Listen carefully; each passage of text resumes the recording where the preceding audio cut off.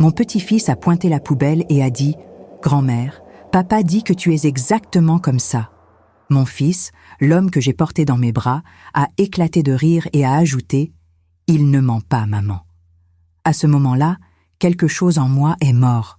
Je n'ai pas crié.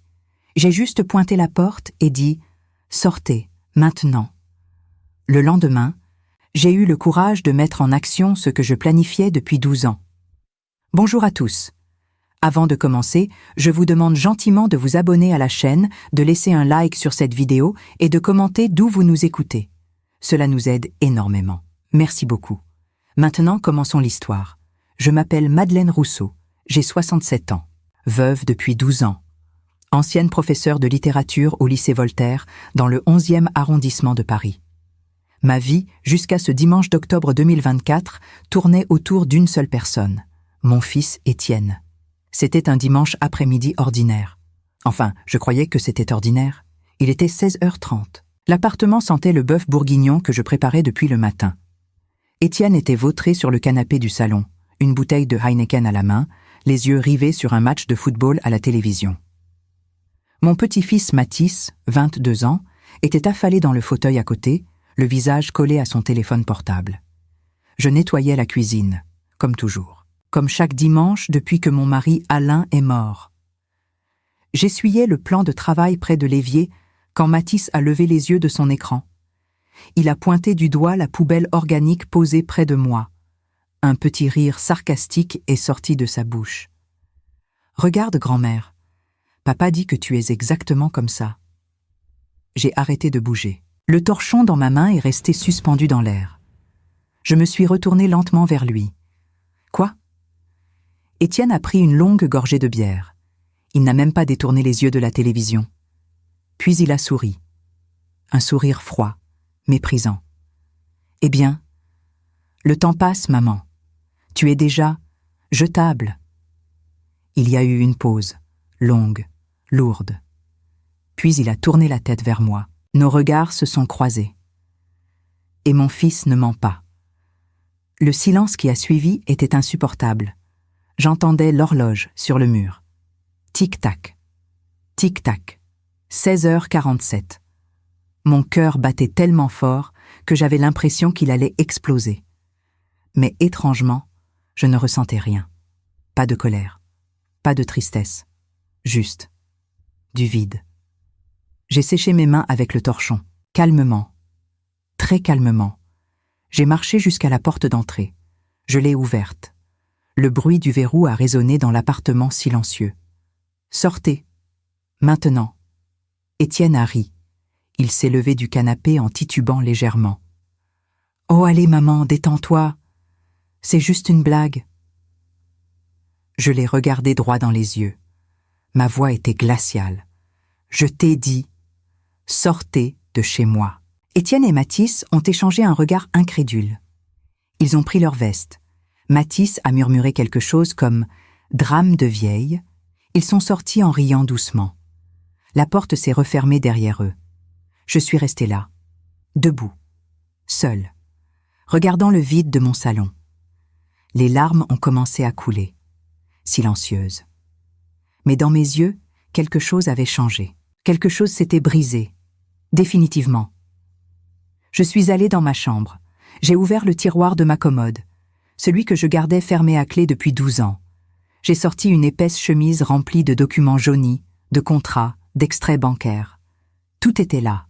12 ans de secrets, 12 ans de protection silencieuse. 12 ans, ai-je murmuré pour moi-même. 12 ans que je cache tout ça. Cette nuit-là, je n'ai pas dormi. J'ai relu chaque document, chaque contrat, chaque preuve, et j'ai pris ma décision. Le lendemain matin, lundi, je me suis réveillée à 6 heures.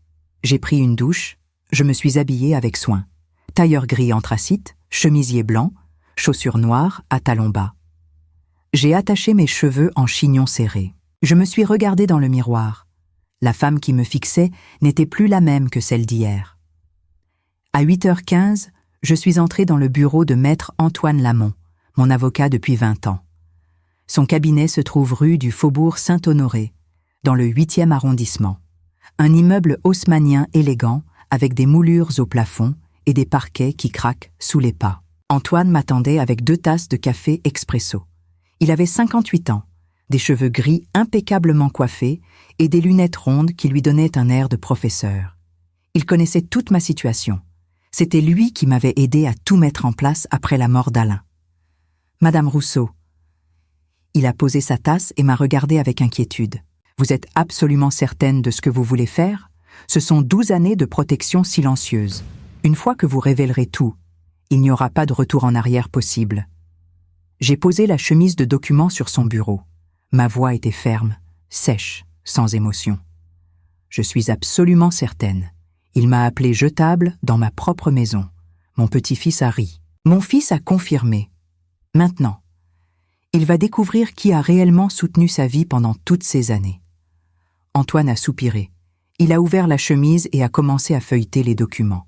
Alors, révisons tout depuis le début. D'abord, l'appartement. J'ai hoché la tête et j'ai commencé à raconter 12 ans de mensonges protecteurs, 12 ans d'amour silencieux, 12 ans de sacrifices invisibles. Tout a commencé en 2012, au cimetière du Père-Lachaise. Le jour de l'enterrement d'Alain, il pleuvait. Une pluie fine, froide, typique du mois de novembre à Paris. Le cimetière du Père-Lachaise était gris, silencieux, presque irréel. Les arbres perdaient leurs dernières feuilles. Le sol était boueux. J'étais là, debout devant la tombe de mon mari, vêtu de noir, un parapluie à la main. Étienne pleurait. Il avait 30 ans à l'époque. Il sanglotait comme un enfant. Je l'ai pris dans mes bras et il s'est effondré contre moi. « Maman, je suis fini. Je suis complètement fini. »« Qu'est-ce que tu veux dire, mon chéri ?» ?»« Je dois 127 000 €, des paris en ligne, des emprunts que je n'arrive plus à rembourser. Je vais tout perdre. Mon appartement, ma voiture, tout. Papa ne le savait pas. J'avais trop honte de lui dire. Mon cœur s'est brisé à ce moment-là. Alain venait de mourir et mon fils était au bord du gouffre. J'ai serré ses épaules. « Écoute-moi bien, mon fils, je vais t'aider, mais d'une manière qui te permettra d'apprendre à marcher seul. Tu comprends ?» Il a hoché la tête, les yeux rouges, le visage dévasté. 2 mois plus tard, j'ai pris rendez-vous avec Antoine Lamont. C'était un matin froid de janvier 2013. Je suis entré dans son bureau avec une idée précise en tête. « Antoine, je veux créer une société d'investissement immobilier, légale, enregistrée, mais je ne veux pas qu'Étienne sache que c'est moi. » Antoine a levé un sourcil. « Vous voulez acheter quelque chose pour lui ?»« Oui. Son appartement. Il est locataire actuellement. Il paie 1 800 € par mois et il est déjà en retard de 3 mois. Le propriétaire veut le faire expulser. Je veux acheter cet appartement, mais à travers une société anonyme. » C'est tout à fait légal, Madame Rousseau. Beaucoup de parents font ce genre d'investissement discret. Mais pourquoi ne pas simplement lui offrir l'appartement ? Parce qu'il doit apprendre la valeur des choses. S'il sait que c'est moi, il ne fera jamais d'effort. Il faut qu'il croie qu'il se débrouille seul. Antoine a réfléchi un moment, puis il a hoché la tête. « Très bien, je vais créer une SCI, une société civile immobilière, sous le nom de Patrimoine Familial Rousseau. Vous en serez l'unique associé, mais le nom n'apparaîtra nulle part dans les documents qu'Étienne signera. Pour lui, ce sera juste une société immobilière classique. » 3 semaines plus tard, tout était en place. J'ai acheté l'appartement d'Étienne, situé rue des Pyrénées dans le 20e arrondissement. 85 mètres carrés, 340 000 €. J'ai utilisé une partie de l'héritage qu'Alain m'avait laissé. Étienne a signé un nouveau contrat de location avec la société. Il était tellement soulagé qu'on ne l'expulse pas qu'il n'a posé aucune question. Le loyer mensuel était fixé à 750 €. Il m'a téléphoné le soir même. « Maman, tu ne vas pas le croire. Le nouveau propriétaire est super sympa. Il a baissé mon loyer. Je paie seulement 750 € maintenant. J'ai vraiment eu de la chance. » J'ai souri tristement en tenant le téléphone. « Oui, mon chéri, tu as eu de la chance. » Ce qu'il ne savait pas, c'est que le loyer normal pour un tel appartement dans ce quartier était de 2 400 € par mois. J'avais décidé de le faire payer moins pour qu'il puisse respirer financièrement. Mais pas gratuitement. Il devait quand même assumer une partie. Antoine m'avait fait les calculs. En 12 ans, entre 2013 et 2024, j'avais subventionné son loyer à hauteur de 237 600 €, presque 250 000 €, en silence, sans jamais rien dire. Et ce n'était que le début. Le deuxième secret, c'était les transferts mensuels. Après la mort d'Alain, j'avais hérité d'une pension de réversion. 1 900 € par mois. Ce n'était pas énorme, mais avec ma propre retraite de professeur, je vivais correctement. J'avais décidé de donner une partie de cette pension à Étienne. 450 € par mois. Mais encore une fois, je ne voulais pas qu'il sache que cela venait de moi. Alors Antoine avait trouvé une solution. Nous allons faire des virements depuis le compte de la société Patrimoine Familial Rousseau. Dans la description du virement, nous marquerons « Remboursement URSSAF ». L'URSSAF, c'est l'organisme de sécurité sociale en France. Il est très courant de recevoir des remboursements de leur part. Étienne ne se posera pas de questions. Et effectivement, il ne s'est jamais posé de questions. Tous les 5 du mois, pendant 12 ans, 450 € apparaissaient sur son compte. Il pensait que c'était un remboursement automatique de cotisation sociale. En réalité, c'était moi. Toujours moi. Le total ? 64 800 € en 12 ans. Le troisième secret concernait sa voiture. En 2015, pour son anniversaire, je lui avais offert une Renault Mégane d'occasion. 15 000 €. Il était tellement heureux. Mais ce qu'il ignorait, c'est que l'assurance de cette voiture, c'était encore moi qui la payais. Chaque année, je versais 1 680 € pour son assurance tout risque. Je demandais à l'assureur d'envoyer les documents à mon adresse, pas à la sienne. Quand Étienne me posait des questions sur son assurance, je lui disais simplement que c'était une assurance collective avec réduction d'entreprise. Il me croyait. Il croyait toujours tout ce que je disais. En 9 ans, de 2015 à 2024, cela représentait 15 120 €. Antoine regardait les chiffres sur son ordinateur. Il secouait la tête, incrédule. « Madame Rousseau, entre l'appartement, les virements mensuels et l'assurance voiture, vous avez déjà dépensé 317 520 €. Et nous n'avons même pas encore parlé de la boutique. » Non, nous n'en avons pas parlé. Et c'est là que tout devient douloureux. Antoine a levé les yeux vers moi. Il a vu les larmes dans mes yeux. Il a refermé son ordinateur portable et m'a tendu un mouchoir. « Prenez votre temps, madame. » J'ai essuyé mes yeux. J'ai pris une profonde inspiration. Et j'ai continué. En 2017, Étienne avait 35 ans. Un soir, il est venu me rendre visite. Il était excité, les yeux brillants. Il avait cette énergie que je ne lui avais pas vue depuis des années. « Maman, j'ai une incroyable nouvelle. »« Quoi donc, mon chéri ?»« Je vais ouvrir ma propre boutique, une boutique de vêtements pour hommes dans le Marais, mon rêve de toujours. » Mon cœur s'est serré. Le Marais, c'est l'un des quartiers les plus chers de Paris. Les loyers commerciaux y sont astronomiques. Mais je ne voulais pas briser son enthousiasme. « C'est merveilleux, Étienne. Mais comment vas-tu financer tout ça ?» Il a souri, un grand sourire confiant. « J'ai trouvé des investisseurs, un fonds de développement pour les petites entreprises. Il s'appelle Fonds Développement Commerce Paris. Ils vont tout financer, 95 000 €. J'ai senti mon estomac se tordre. Et qui sont ces investisseurs ? Je ne sais pas exactement. C'est un fonds anonyme qui aide les jeunes entrepreneurs. Mon ami Julien m'a mis en contact avec eux. Ils ont dit que mon projet était prometteur. Cette nuit-là, je n'ai pas dormi. Le lendemain matin, j'étais dans le bureau d'Antoine. Je veux créer ce fonds. Antoine m'a regardé comme si j'étais devenue folle. Madame Rousseau, 95 000 €, c'est une somme considérable. Je sais, mais c'est son rêve.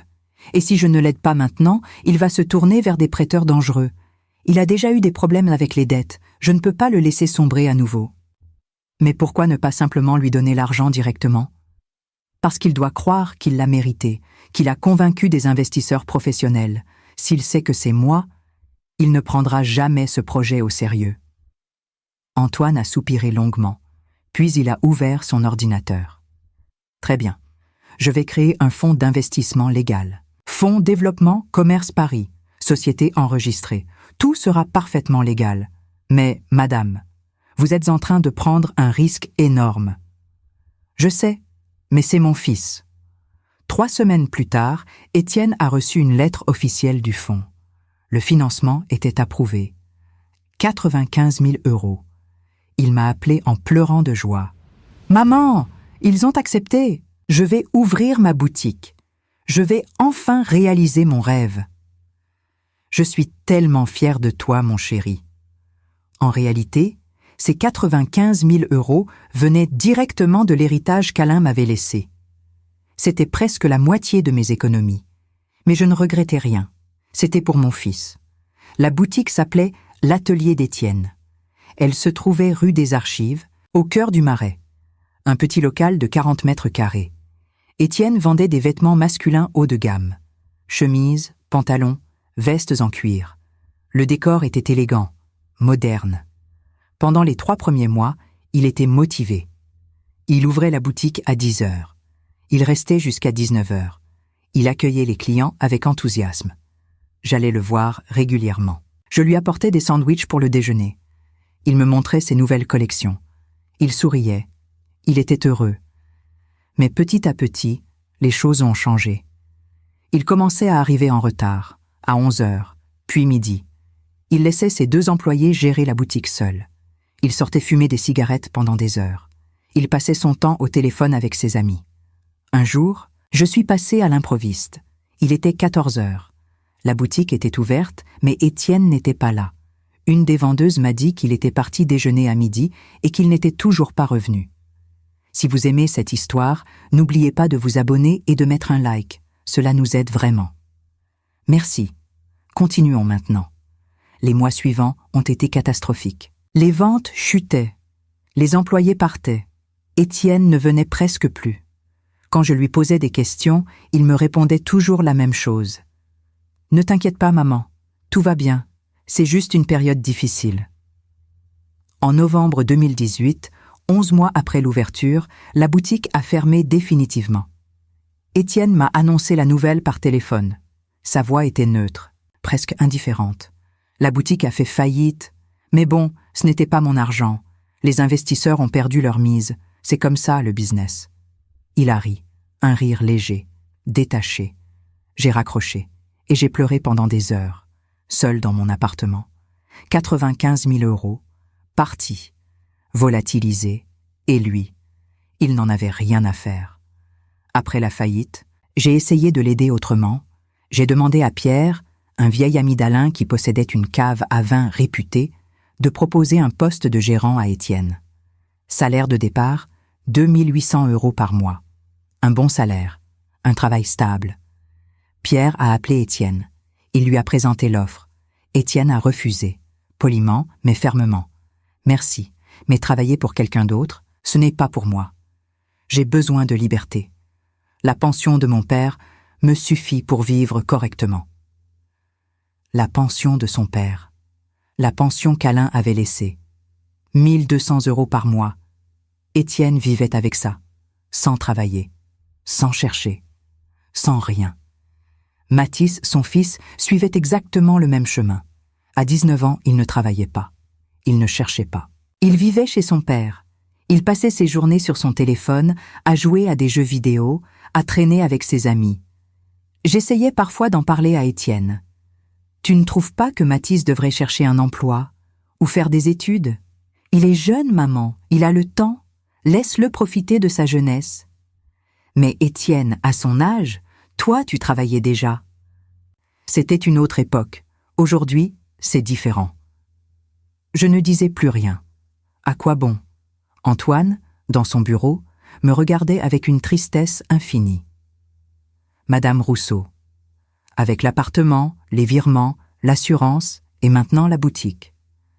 Vous avez dépensé 412 520 € et il ne sait rien. Non, il ne sait rien. Et le pire, c'est qu'il y a encore autre chose. Quelque chose que je n'ai jamais dit à personne, même pas à vous. Antoine a froncé les sourcils. Quoi donc? J'ai fermé les yeux. Les larmes coulaient à nouveau. La chirurgie de Mathis. C'était en août 2019. Mathis avait 20 ans. Il venait d'obtenir son permis de conduire moto quelques semaines auparavant. Étienne lui avait acheté une moto d'occasion, une Yamaha MT-07. Mathis était fou de joie. Un samedi soir, vers 23h, mon téléphone a sonné.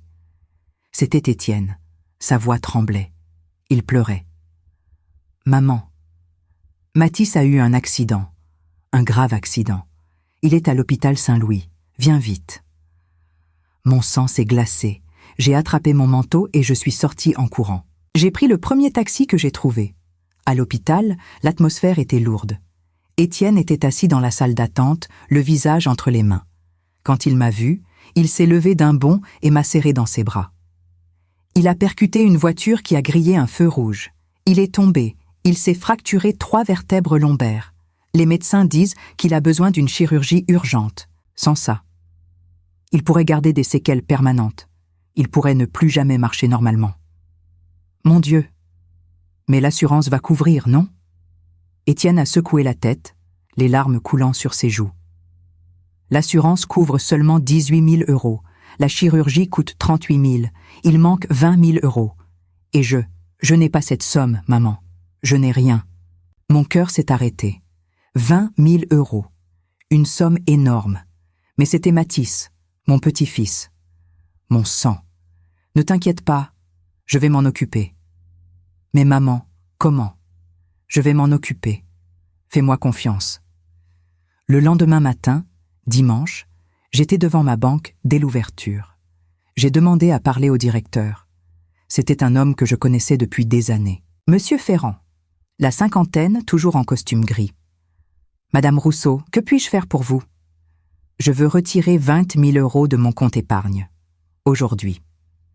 Il a ouvert son ordinateur. Il a vérifié mes comptes. Puis il m'a regardé avec inquiétude. Madame, c'est une somme importante. Puis-je savoir pourquoi? Mon petit-fils a besoin d'une chirurgie urgente. L'assurance ne couvre pas tout. Monsieur Ferrand a hoché la tête lentement. Je comprends.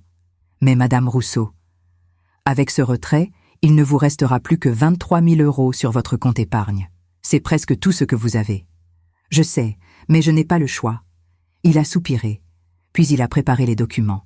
J'ai signé. 1 heure plus tard, je quittais la banque avec un chèque de 20 000 €. Je suis retournée à l'hôpital. Étienne était toujours dans la salle d'attente. Je lui ai tendu le chèque. Tiens, donne ça à l'administration. Il a regardé le chèque. Ses yeux se sont écarquillés. Maman, c'est 20 000 €. Comment? Ne pose pas de questions. Sauve ton fils. Il m'a serré dans ses bras. Il pleurait. Merci, maman. Merci. Je te rembourserai. Je te le jure. Je te rembourserai. Je n'ai rien dit. Je savais qu'il ne me rembourserait jamais. Et je m'en fichais. Ce qui comptait, c'était Mathis. La chirurgie a eu lieu le lendemain. 6 heures d'opération. Les chirurgiens ont réussi à réparer les vertèbres fracturées. Mathis a dû rester hospitalisé pendant 3 semaines. Puis il a suivi 6 mois de rééducation intensive. Mais il a marché à nouveau, normalement, sans séquelles. Étienne ne m'a jamais remboursé les 20 000 €. Il ne les a même jamais mentionnés après la sortie de Mathis de l'hôpital. Comme si cet argent était tombé du ciel. Comme si c'était normal. Antoine, dans son bureau, avait les larmes aux yeux en écoutant mon récit. Madame Rousseau, vous avez sauvé la vie de votre petit-fils, et il ne le sait même pas. Non, il ne le sait pas. Et maintenant, ce même petit-fils m'a comparé à une poubelle. Le silence qui a suivi était écrasant. Combien au total, Antoine? Il a tapé sur son ordinateur, il a fait les calculs, puis il a levé les yeux vers moi. 432 520 €. Je suis restée sans voix, presque un demi-million d'euros, en 12 ans, pour un fils qui me méprisait. Que voulez-vous faire, Madame Rousseau? J'ai essuyé mes larmes, j'ai redressé les épaules, ma voix était ferme. Je veux qu'il sache la vérité. Je veux que le loyer revienne à sa valeur réelle, 2400 € par mois. Je veux que les virements mensuels s'arrêtent immédiatement. Je veux que l'assurance de la voiture soit transférée à son nom et qu'il paie lui-même. Et je veux qu'il sache que le Fonds Développement Commerce Paris, c'était moi. Antoine a hoché la tête lentement. Vous réalisez qu'avec un loyer de 2400 € par mois, s'il ne peut pas payer, il sera expulsé en 30 jours? Oui, je le réalise. Madame Rousseau, êtes-vous sûre? J'ai posé mes mains à plat sur le bureau. Je l'ai regardé droit dans les yeux. Il m'a appelé jetable, Antoine. Il a ri. Mon petit-fils a ri. Alors oui, je suis absolument sûre. Antoine a préparé tous les documents, les nouveaux contrats, les lettres de notification, les preuves, tout. Les notifications seront envoyées demain matin par courrier recommandé. Il les recevra mercredi. Parfait. Et vous, madame, qu'allez-vous faire? Je vais partir. Partir où? Loin? Très loin. J'ai besoin de ne pas être là quand il découvrira tout. J'ai besoin de respirer. Le soir même, j'ai téléphoné à mes 2 meilleures amies, Sylvie et Odette. Nous nous connaissions depuis plus de 40 ans. Nous avions enseigné ensemble au lycée Voltaire. Les filles, j'ai besoin de partir. Maintenant. Vous êtes libres? Sylvie a immédiatement compris que quelque chose n'allait pas. Qu'est-ce qui se passe, Madeleine? Je vous expliquerai. Mais là, j'ai juste besoin de partir. Loin de Paris, loin de tout. Odette, toujours enthousiaste, a proposé. Et si on faisait cette croisière en Méditerranée dont on parle depuis des années? 1 mois, Nice, Barcelone, Rome, Athènes. 1 mois. Oui, 1 mois loin de tout. Qu'est-ce que tu en dis? J'ai fermé les yeux. 1 mois. 30 jours sans téléphone. Sans nouvelles, sans Étienne. D'accord, réservé, je pars avec vous. Le mardi matin, j'étais à l'aéroport Charles de Gaulle, terminal 2F, vol pour Nice à 13h50. Sylvie et Odette m'attendaient devant la porte d'embarquement. Elles m'ont serré dans leurs bras sans poser de questions. Elles savaient que j'avais besoin de silence. Nous avons embarqué. L'avion a décollé. Paris s'éloignait sous mes yeux. Et pour la première fois depuis des années, j'ai senti quelque chose que j'avais oublié. La liberté. À Nice, nous avons rejoint le port. Le bateau de croisière s'appelait l'Odyssée méditerranéenne. Un énorme paquebot blanc avec 12 ponts. Notre cabine était simple, mais confortable. 2 lits, un petit balcon donnant sur la mer. Sylvie a posé sa valise et m'a regardée. Maintenant, tu vas tout nous raconter. Je me suis assise sur le lit, et j'ai tout raconté. Le dimanche, l'insulte, les 12 ans de secret, les 432 000 €, les documents signés chez l'avocat, les notifications qui allaient arriver chez Étienne le lendemain. Odette avait les larmes aux yeux. Mon Dieu, Madeleine, comment as-tu pu supporter tout ça en silence? Parce que c'était mon fils, parce que je l'aimais, parce que je pensais qu'un jour, il comprendrait. Sylvie a pris ma main. Tu as fait ce qu'il fallait. Il doit t'apprendre, même si c'est douloureux. Le bateau a quitté le port le soir même. La mer était calme. Le ciel était étoilé.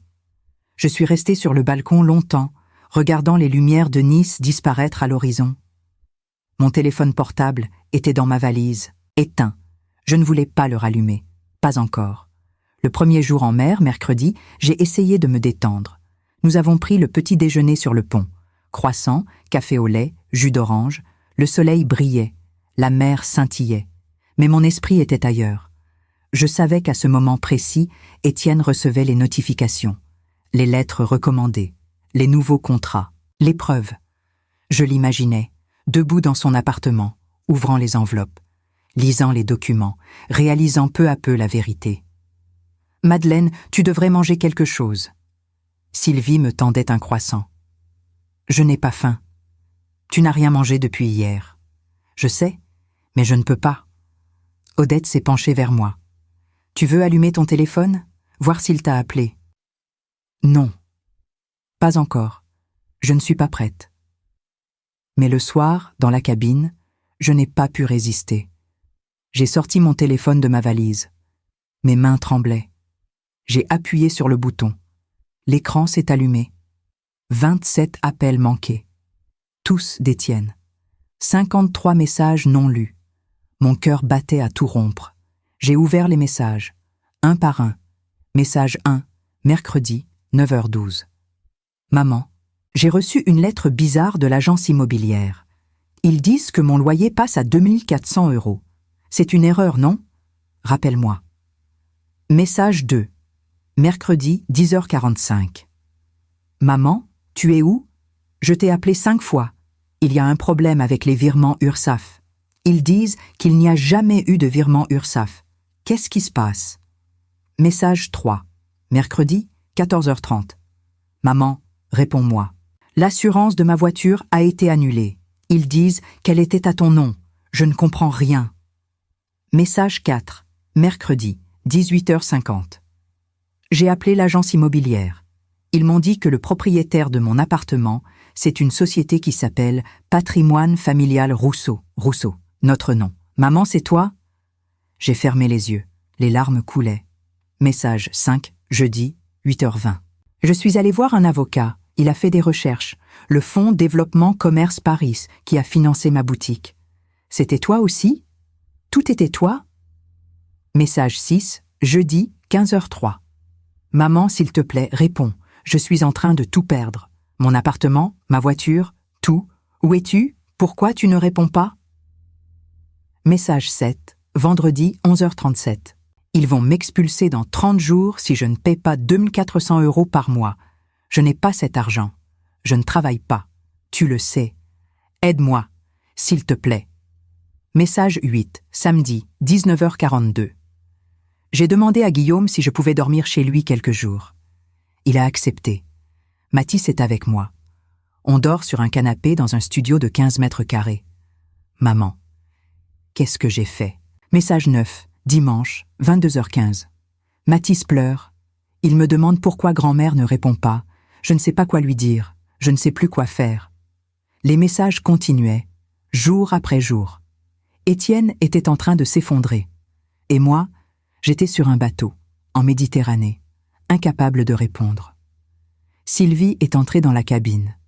Elle m'a vue, assise sur le lit, le téléphone à la main, les joues trempées de larmes.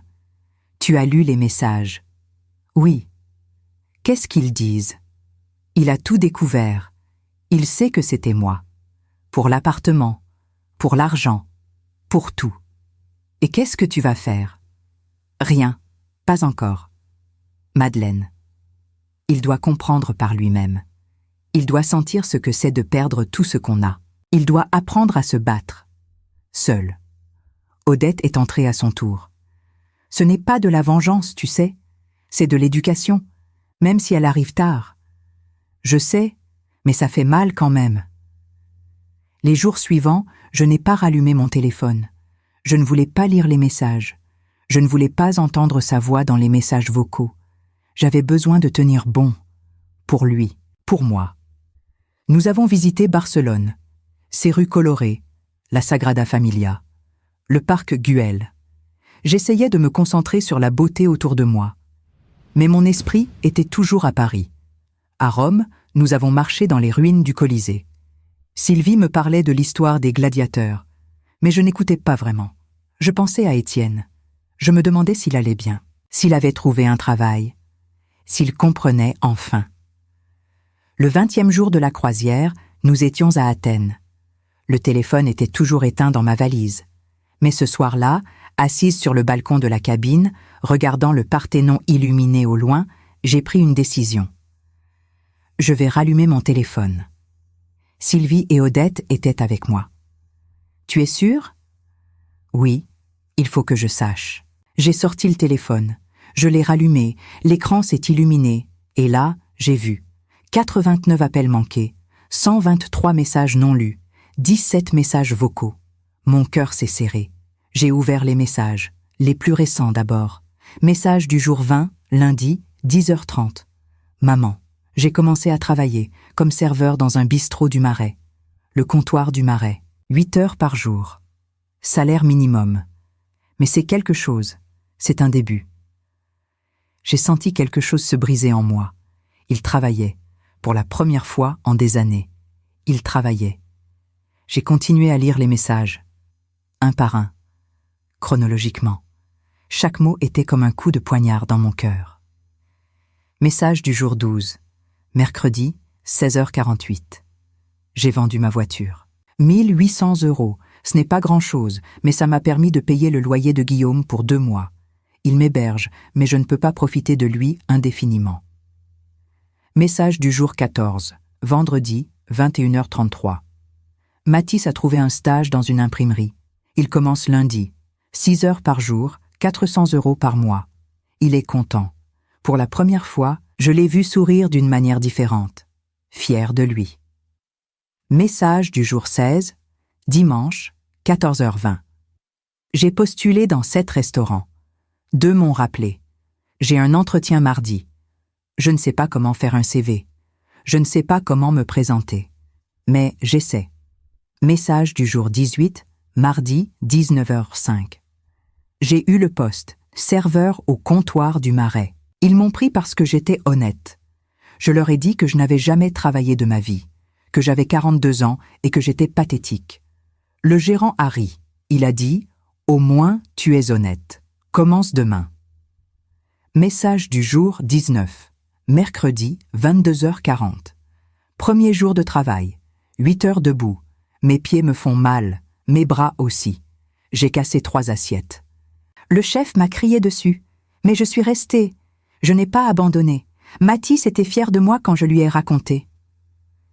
Message du jour 20, jeudi, 23h15. Maman, j'ai compris, j'ai tout compris. Pendant 12 ans, tu m'as protégée. Tu as payé mon appartement. Tu m'as donné de l'argent chaque mois. Tu as financé ma boutique. Tu as sauvé Mathis. Et moi, je t'ai appelé jetable. Je ne mérite pas ton pardon, mais s'il te plaît, réponds-moi, juste une fois, pour que je sache que tu vas bien. Les larmes coulaient sur mes joues. Je ne pouvais plus les retenir. Sylvie et Odette pleuraient aussi. Message du jour. 21. Vendredi, 8h30. Je ne sais pas où tu es, mais où que tu sois, j'espère que tu es heureuse. J'espère que tu te reposes. Tu le mérites. Après toutes ces années à me porter, à me sauver, à m'aimer malgré tout, tu mérites de souffler. J'ai ouvert les messages vocaux. Le premier datait du jour 4. La voix d'Étienne était paniquée, désespérée. « Maman, c'est moi. Je viens de comprendre. L'appartement, c'était toi, depuis le début. Tout ce temps, je croyais que j'étais malin, que j'avais trouvé une bonne affaire. Et c'était toi. Pourquoi tu ne m'as rien dit? Pourquoi? Rappelle-moi, s'il te plaît. » Le deuxième message vocal datait du jour 8. Sa voix était brisée. « Maman, j'ai parlé avec l'avocat qui a géré le fonds pour ma boutique. Il m'a tout expliqué. C'était toi. Les 95 000 €. C'était ton argent. L'argent que papa t'avait laissé. Et moi, j'ai tout gaspillé. J'ai fermé la boutique en 11 mois. Et je m'en fichais. Je riais. Mon Dieu, maman, qu'est-ce que j'ai fait? » Le troisième message vocal datait du jour 15. Il pleurait. Mathis m'a posé une question aujourd'hui. Il m'a demandé « Papa, qui a payé ma chirurgie ?» Je lui ai dit que c'était l'assurance. Il m'a regardé droit dans les yeux et il a dit « Papa, arrête de mentir. Qui a vraiment payé ?» Alors je lui ai dit la vérité. Que c'était toi, que tu avais donné 20 000 € sans hésiter. Il s'est effondré. Il a pleuré pendant 1 heure. Il répète sans cesse « On a été des monstres avec elle, des monstres. » Le dernier message vocal datait de la veille, jour 25. Sa voix était calme, résignée. « Maman, je ne sais pas si tu écoutes ces messages. Peut-être que tu les as tous effacés. Peut-être que tu ne veux plus jamais entendre ma voix. Je comprendrai. Mais je veux que tu saches quelque chose. Je travaille maintenant, tous les jours. Je me lève à 6 heures du matin. Je prends le métro. Je sers des clients. Je nettoie des tables. Je gagne 1 300 € par mois. Ce n'est pas beaucoup. Mais c'est honnête. Et pour la première fois de ma vie, je me sens utile. Je me sens vivant. Mathis aussi travaille. Il se lève à 5 heures pour aller à l'imprimerie. On se croise le matin, on prend le café ensemble avant de partir, Et on parle, vraiment, on se parle, comme on ne l'a jamais fait, et on parle de toi, de tout ce que tu as fait, de tout ce qu'on ne voyait pas. Maman, je suis désolée. Si tu m'entends, je suis tellement désolée. J'ai posé le téléphone, j'ai caché mon visage dans mes mains, je sanglotais. Sylvie m'a prise dans ses bras. Il a compris, Madeleine. Il a enfin compris. Mais à quel prix? À quel prix? Odette s'est assise à côté de moi. Le prix de la vérité, le prix de la maturité. Ce n'était pas de la vengeance, c'était de l'amour. L'amour le plus difficile. Celui qui laisse tomber pour que l'autre apprenne à se relever. Le lendemain, jour 26, j'ai pris mon téléphone. J'ai composé le numéro d'Antoine Lamont. Madame Rousseau, enfin, je commençais à m'inquiéter. Bonjour Antoine, je vais bien, je suis en Grèce. En Grèce? Oui, en croisière. Je rentre dans 4 jours. Dites-moi, avez-vous des nouvelles d'Étienne? Il y a eu un silence. Oui, il est venu me voir il y a 3 jours. Mon cœur s'est arrêté. Que voulait-il? Il voulait savoir la vérité, toute la vérité. Alors je lui ai tout dit. L'appartement, les virements, l'assurance, la boutique, la chirurgie de Matisse. Tout. Il est resté assis dans mon bureau pendant 20 minutes, sans dire un mot. Il pleurait. Puis il m'a demandé de vous transmettre un message. Quel message? Il a dit « Dites-lui que j'ai besoin de la voir, avant de perdre la seule chose qui compte vraiment. » J'ai fermé les yeux. Dites-lui que je rentre lundi, et que nous nous verrons. Où voulez-vous le rencontrer? Au café Le Select, à Montparnasse, mardi, 11h. Je lui transmettrai. J'ai raccroché. Sylvie me regardait. Tu vas lui pardonner? Je ne sais pas, mais je vais lui donner une chance. Une dernière chance. Pas pour lui, pour moi, parce que malgré tout, c'est mon fils. Les 4 derniers jours de la croisière ont passé lentement. Nous avons visité Santorin, ses maisons blanches, ses dômes bleus, le coucher de soleil orange sur la mer Égée, c'était magnifique. Mais mon esprit était déjà à Paris. Le lundi matin, nous sommes rentrés. L'avion a atterri à Charles de Gaulle à 15h. J'ai pris un taxi jusqu'à mon appartement. En ouvrant la porte, j'ai trouvé une lettre glissée sous le paillasson, une enveloppe blanche. Mon nom écrit à la main, l'écriture d'Étienne. J'ai ouvert l'enveloppe. Il y avait une seule phrase. « Merci d'avoir accepté de me voir. Je serai là demain. Étienne. » Cette nuit-là, je n'ai pas dormi. Le mardi matin, je me suis réveillée à 6h. J'ai pris une longue douche. J'ai choisi mes vêtements avec soin. Un chemisier blanc, un pantalon noir, des chaussures plates. Je me suis regardée dans le miroir. J'avais vieilli. Ces 12 années avaient laissé des traces sur mon visage. Mais dans mes yeux, il y avait quelque chose de nouveau, de la force, de la détermination. À 10h30, j'ai quitté mon appartement. J'ai pris le métro jusqu'à Montparnasse. Le café Le Select se trouve boulevard du Montparnasse. C'est un café historique. Hemingway y venait dans les années 20. Mon mari Alain m'y emmenait souvent quand nous étions jeunes. Je suis arrivée à 10h55. J'ai choisi une table près de la fenêtre. J'ai commandé un café noir. Mes mains tremblaient légèrement. À 11h précises, la porte du café s'est ouverte. Étienne est entré. Je ne l'ai presque pas reconnu. Il avait maigri, beaucoup maigri. Ses joues étaient nécreuses, il avait des cernes profonds sous les yeux, sa barbe n'était pas rasée. Il portait un jean délavé et une veste noire simple. Pas les vêtements de marque qu'il portait habituellement. Il avait l'air épuisé, mais il y avait quelque chose de différent dans son regard. Quelque chose que je n'avais jamais vu auparavant. De l'humilité. Il m'a vu. Il s'est approché lentement. Il s'est assis en face de moi. Nous nous sommes regardés en silence pendant ce qui m'a semblé une éternité. Puis il a parlé. Sa voix était enrouée, brisée. « Maman. » Je n'ai rien dit. J'ai juste attendu. Je ne sais pas par où commencer. Commence par la vérité. Il a baissé les yeux. Il fixait ses mains posées sur la table. J'ai tout perdu. L'appartement, la voiture, l'argent, tout. Je vis chez Guillaume, un collègue du restaurant. On partage un studio de 15 mètres carrés. On dort sur un canapé-lit. Mathis dort par terre, sur un matelas gonflable. Et le travail? Je travaille au comptoir du Marais. Serveur. 8 heures par jour. 6 jours par semaine. 1300 € par mois. Et Mathis? Il fait un stage dans une imprimerie. Rue Oberkampf. 6 heures par jour. 400 € par mois. Il se lève à 5 heures du matin. Il prend 2 métros. Il rentre à 19 heures. Épuisé, mais fier. Pour la première fois de sa vie, il est fier de lui. Un silence lourd s'est installé. Le serveur est venu prendre la commande d'Étienne. Il a demandé un café noir, le même que moi. « Maman, je sais tout maintenant. L'appartement, les virements, l'assurance, la boutique, la chirurgie de Mathis. Tout. » Je n'ai toujours rien dit. Je voulais qu'il parle, qu'il vide son cœur. Pendant 12 ans, tu m'as protégée. Tu as payé mon loyer. Tu m'as donné de l'argent chaque mois. Tu as financé mon rêve. Tu as sauvé mon fils. Et moi. Je ne me suis rendu compte de rien. Pire encore, je t'ai méprisé. Je t'ai insulté.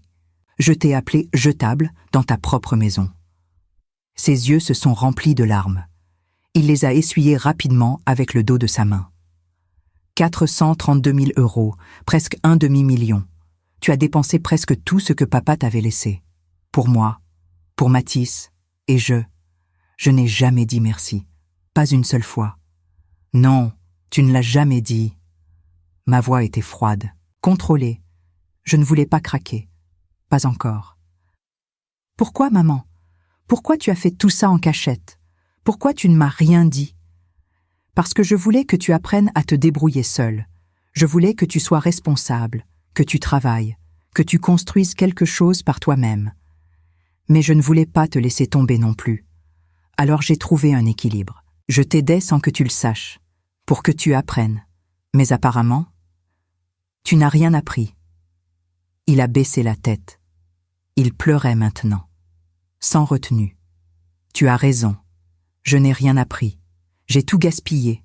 L'appartement que tu payais, l'argent que tu me donnais, la boutique que tu as financée. J'ai tout gâché, parce que je suis faible, parce que je suis paresseux, parce que je suis pathétique. Oui, tu l'es. Ces mots sont sortis de ma bouche sans que je puisse les retenir. Ils étaient durs, brutaux, mais vrais. Étienne a relevé la tête. Il m'a regardé droit dans les yeux. « Maman, est-ce que tu peux me pardonner ?» Je l'ai regardé longuement. J'ai vu le petit garçon que j'avais porté dans mes bras, le jeune homme que j'avais encouragé, l'adulte que j'avais protégé. Et maintenant, cet homme brisé devant moi. Je ne sais pas, Étienne. Le pardon ne se donne pas comme ça. Le pardon se mérite. Qu'est-ce que je dois faire? Dis-moi. Je ferai n'importe quoi. Continue à travailler. Continue à te battre. Prouve-moi que tu as changé. Pas avec des mots, avec des actes. Il a hoché la tête vigoureusement. Je le ferai. Je te le jure. Je le ferai. J'ai ouvert mon sac. J'ai sorti une enveloppe jaunie, scellée. Je l'ai posée sur la table entre nous. Qu'est-ce que c'est? Une lettre, de ton père. Étienne est devenu pâle. Ses mains tremblaient en prenant l'enveloppe. Papa? Mais quand? Il me l'a donnée 3 jours avant de mourir. Il m'a dit de te la remettre si un jour tu en avais vraiment besoin. J'ai attendu 12 ans, parce que je pensais que tu n'en aurais jamais besoin. Que tu serais un homme responsable, un bon fils. Mais je me suis trompée. Étienne a ouvert l'enveloppe avec des gestes tremblants. Il a sorti la lettre. Une page, écrite à la main, l'écriture de son père. Il a commencé à lire. Ses lèvres bougeaient silencieusement. Les larmes coulaient sur ses joues, tombaient sur le papier. Après quelques minutes, il a reposé la lettre. Il ne pouvait plus parler. Il sanglotait. Je connaissais le contenu de cette lettre par cœur. Je l'avais lue 100 fois, 1000 fois, dans les moments où je doutais, où je me demandais si j'avais bien fait. Alain avait écrit Mon fils, si tu lis cette lettre, c'est que je suis partie. Et je sais que ta mère est seule maintenant. Étienne, tu as toujours été sensible. Peut-être trop. Je t'ai trop protégé. C'était mon erreur. Mais maintenant, c'est ton tour. Ton tour de protéger. Ton tour d'être fort.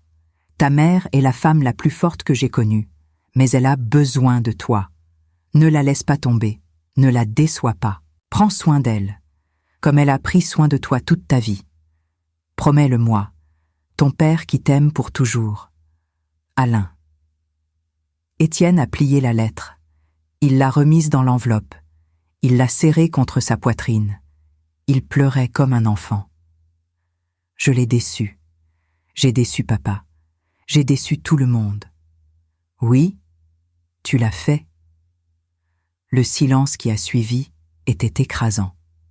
Étienne est resté assis, la tête entre les mains, les épaules secouées par les sanglots. Les clients du café nous regardaient discrètement, mais je m'en fichais. Ce moment n'appartenait qu'à nous, à lui et moi. Après quelques minutes, il s'est calmé. Il a essuyé ses yeux avec une serviette en papier. Il m'a regardé. Son regard était différent, profond, sincère. « Maman, je ne peux pas changer le passé. Je ne peux pas effacer ces 12 années. Je ne peux pas te rendre l'argent que tu as dépensé pour moi. Mais je peux te promettre une chose. À partir de maintenant, je serai l'homme que papa voulait que je sois. L'homme que tu mérites d'avoir comme fils. » J'ai senti quelque chose se briser en moi. Quelque chose qui était dur depuis des semaines. Depuis ce dimanche maudit, j'ai senti les larmes monter. Mais je les ai retenues. Pas encore, pas maintenant. Les promesses ne suffisent pas, Étienne. Les actes, seulement les actes. Je sais, et je vais te le prouver, chaque jour. J'ai pris une profonde inspiration. J'ai ouvert mon sac à nouveau. J'ai sorti une chemise de documents. Je l'ai posée sur la table. Qu'est-ce que c'est? Des documents. Écoute-moi bien. Je ne vais pas te laisser dans la rue. Parce que malgré tout ce qui s'est passé, tu es mon fils. Et Mathis est mon petit-fils. Mais les choses vont changer, radicalement. Il a hoché la tête, les yeux fixés sur moi. J'ai vendu l'appartement de la rue des Pyrénées, j'en ai tiré 350 000 €. Avec cet argent, j'ai acheté un appartement plus petit, à Montreuil. Un T2, 45 mètres carrés, 2 pièces, une chambre, un salon avec cuisine ouverte. Montreuil? Oui, Montreuil. Ce n'est pas le 20e arrondissement. Ce n'est pas Paris intramuros. Mais c'est propre, c'est correct. Le loyer que tu devras me payer est de 950 € par mois. Peux-tu te le permettre avec ton salaire de serveur? Il a réfléchi un instant. Il a fait les calculs dans sa tête. Oui, si je continue à travailler 6 jours par semaine, je peux payer 950 €. Il me restera 350 € pour vivre. Ce sera juste. Mais c'est faisable. Bien. Mathis peut vivre avec toi, mais à une condition. Une seule. Vous devez tous les deux garder votre travail. Si l'un de vous arrête de travailler sans raison valable, je reprends l'appartement immédiatement. C'est clair? Oui, c'est clair. Deuxième chose. Vous allez venir me voir tous les dimanches, déjeuner chez moi. Pas parce que je suis seule, pas parce que j'ai besoin de vous, mais parce que vous devez apprendre ce qu'est une famille, ce qu'est le respect, ce qu'est la gratitude. Nous viendrons, tous les dimanches, sans faute. Troisième chose. Tu ne me dois rien financièrement. Les 432 000 € que j'ai dépensés pour toi, je les efface. Je ne veux pas que tu me les rendes. Ce serait impossible de toute façon. Mais je veux quelque chose d'autre en retour. Quoi? Dis-moi. N'importe quoi. Je veux que tu reconstruises ta vie, que tu travailles, que tu économises, que tu deviennes autonome, complètement autonome. Et surtout, je veux que tu élèves Mathis correctement, qu'il devienne un homme bien, un homme travailleur, un homme respectueux. Les larmes coulaient à nouveau sur les joues d'Étienne. Je le ferai. Je te le jure sur la mémoire de papa. J'ai glissé les documents vers lui. Les clés de l'appartement étaient attachées avec un ruban bleu. Voilà les clés. L'appartement est disponible dès demain. L'adresse est notée sur le contrat. Il a pris les clés, Il les a serrés dans sa main comme si c'était le trésor le plus précieux du monde. « Maman, merci. Merci de ne pas m'avoir abandonné. » « Je ne t'ai jamais abandonné, Étienne. C'est toi qui t'es perdu. Mais maintenant, tu as une chance de te retrouver. Ne la gâche pas. » « Je ne la gâcherai pas. » Nous sommes restés silencieux quelques instants, puis Étienne a parlé à nouveau, la voix tremblante. « Maman, est-ce que tu peux me pardonner? Un jour ?» J'ai regardé par la fenêtre. Les passants marchaient sur le boulevard. La vie continuait, comme toujours. Le pardon, Étienne, ce n'est pas quelque chose qu'on donne en un instant. C'est quelque chose qui se construit, jour après jour, avec des actes, avec du temps, avec de la confiance qui se reconstruit lentement. Combien de temps ça prendra? Je ne sais pas, des mois, des années peut-être. Mais si tu changes vraiment, si tu deviens l'homme que ton père voulait que tu sois, alors oui, un jour, je te pardonnerai. Il a hoché la tête.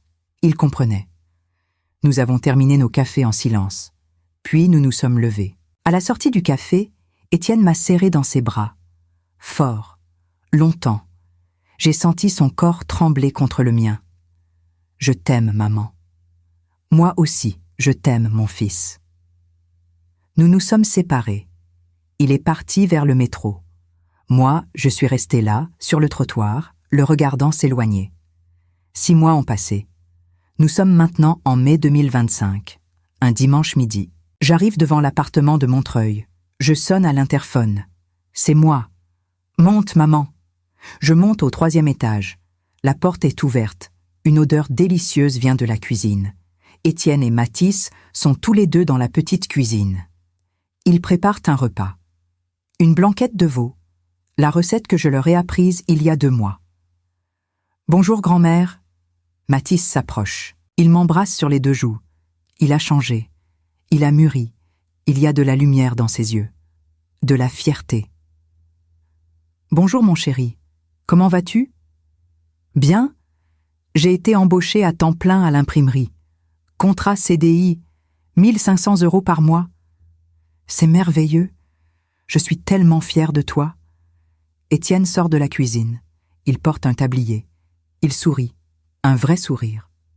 Sincère. « Bonjour maman. »« Bonjour Étienne. » Il m'embrasse sur le front. Il me prend mon manteau. « Assieds-toi, on a presque fini. » Je m'assois à la petite table du salon. Elle est mise avec soin. Nappe blanche, serviette pliée, un bouquet de tulipes au centre. Mes fleurs préférées. Étienne apporte les plats. Mathis sert le vin. Un Bordeaux. Nous trinquons. « À la famille, » dit Étienne. « À la famille. » Je réponds. Nous mangeons. Nous parlons. Nous rions. Pour la première fois depuis des années, nous sommes vraiment ensemble. Vraiment présents. Après le repas, Mathis débarrasse la table. Étienne s'assoit à côté de moi sur le canapé. « Maman, je veux te dire quelque chose. »« Oui ?» Ces 6 derniers mois ont été les plus difficiles de ma vie, mais aussi les plus importants. J'ai appris ce que c'est que de travailler, d'être fatigué, d'avoir mal aux pieds, d'être crié dessus par un chef. Mais j'ai aussi appris ce que c'est que de gagner son propre argent, de payer son propre loyer, d'être fier de soi. Je le vois, tu as changé. Oui, j'ai changé, et c'est grâce à toi, parce que tu as eu le courage de me laisser tomber pour que j'apprenne à me relever. Ce n'était pas facile. Je sais, mais c'était nécessaire. Il prend ma main dans la sienne. Je ne serai jamais capable de te rembourser ces 432 000 €. Jamais. Mais je peux faire quelque chose d'autre. Je peux devenir un homme dont tu seras fier. Un homme dont papa aurait été fier. Les larmes montent dans mes yeux. Cette fois, je ne les retiens pas. Tu es déjà en train de le devenir. Nous restons assis côte à côte, en silence. Mathis nous rejoint. Il s'assoit de l'autre côté. « Grand-mère, je voulais te remercier pour la chirurgie. Papa m'a tout raconté. Tu as payé 20 000 € pour me sauver, sans hésiter. Je ne le savais pas. Et je t'ai insulté. Je suis tellement désolée. » Je caresse ses cheveux. « Tu étais jeune. Tu ne savais pas. Maintenant tu sais. Et tu as changé. C'est tout ce qui compte. Nous restons ensemble jusqu'au soir. Nous regardons un film. Nous mangeons des gâteaux. Nous parlons de tout, de rien. Quand je pars, vers 19h, Étienne me raccompagne jusqu'à l'arrêt de bus. À dimanche prochain, maman. À dimanche prochain, mon fils. Je monte dans le bus. Je me retourne. Étienne est là, sur le trottoir, qui me fait signe de la main. Je lui réponds. Le bus démarre. Je m'assois près de la fenêtre. Je regarde défiler les rues de Montreuil, puis de Paris. La nuit tombe doucement. Je pense à ces 12 années, à tout cet argent dépensé, à tous ces secrets gardés, à cette douleur, à cette trahison, à ce dimanche d'octobre où mon fils m'a appelé « jetable ». La cicatrice est toujours là, dans mon cœur, profonde. Elle ne disparaîtra jamais complètement. Mais maintenant, il y a quelque chose d'autre, quelque chose de nouveau, de l'espoir, de la reconstruction, de l'amour qui renaît, lentement, difficilement, mais sûrement. Étienne n'est pas devenu parfait, il ne le sera jamais, mais il essaie, chaque jour, il se bat, il travaille, il grandit, et moi, je suis là, toujours là, pas pour le porter, mais pour le regarder marcher, seul. Enfin, c'est ça, être mère, pas protéger à tout prix, mais laisser tomber au bon moment, pour que nos enfants apprennent à voler. Le bus arrive à mon arrêt, je descends. Je marche jusqu'à mon appartement. J'ouvre la porte, je rentre. Sur ma table de nuit, il y a une photo de nous trois. Étienne, Mathis et moi, prise dimanche dernier. Nous sourions tous les trois. Je regarde cette photo. Et pour la première fois depuis très longtemps, je souris aussi. La vie continue. Imparfaite, difficile, mais belle, à sa manière.